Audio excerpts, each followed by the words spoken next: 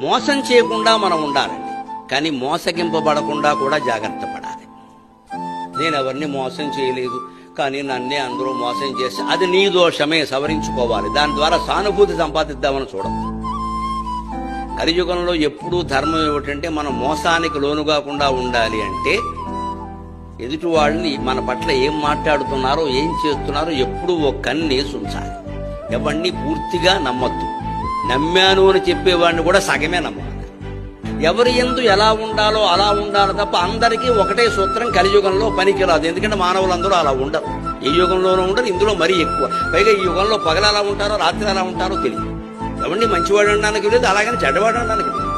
లోకం అంతా చెడిపోయిందంటే మీరు గమనించండి. ఒక 10 ఏళ్లుగా గుళ్ళల్లో పూజలు పెరిగాయి, తీర్థయాత్రలు పెరిగాయి, పూజలు పెరిగాయి, అన్ని హారతులు పెరిగాయి. ఇలా ప్రవచనాలకు జనం రావడం కూడా విపరీతంగా పెరిగింది. కానీ ధర్మము నీతి పెరిగిందని చెప్పగలరా మీరు?